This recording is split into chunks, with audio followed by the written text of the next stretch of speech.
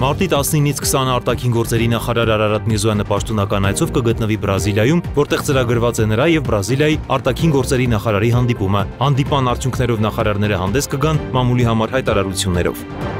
Հայաստանի եւ Ադրբեջանի միջև խաղաղության համաձայնագրի նախագիծը համաձայնեցված է եւ սպասում է ստորագրման։ Facebook-ի իր էջում գրել է վարչապետ Նիկոլ Փաշինյանը, հավելելով պատրաստ է ստորագրությունը դնել այդ փաստաթղթի ներքո։ Հայ-ադրբեջանական հարաբերությունների շուրջ զարգացումները շարունակում են մնալ խնդրահարույց ուղեկցվելով տեղեկատվական պատերազմով եւ փոխադարձ հայտարարություններով։ Ադրբեջանի կողմից տարածվող մեղադրանքներին պաշտոնապես արձագանքել է Հայաստանի ԱԳՆ-ն։ Բաքուն արդեն 4-րդ օրն է հայկական կողմին մեղադրում է ադրբեջանական դիրքերը գնդակոծելու համար։ Ինչու է աղմկում Բաքուն, ինչ նպատակ է հետապնդում։ Թեմայի վերաբերյալ փաստերը կհամադրի Այդա Կիրակոսյանը։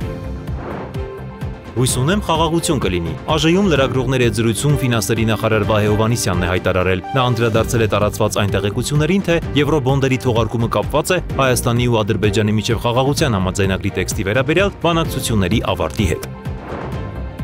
Թուրքիայի ոստիկանությունը հակակոռուպցիոն վարույթի շրջանակներում ձերբակալել է Ստամբուլի քաղաքապետ Էքրեմ Իմամօղլուին։ Իմամօղլուն հայտնի է իր ընդդիմադիր հայացքներով։ Նա համարվում է Թուրքիայի գործող նախագահ Ռեջեփ Թայիփ Էրդողանի գլխավոր մրցակիցը։ Տեղի ունեցածից հետո երկրում ներքաղաքական իրադրությունը սրվել է։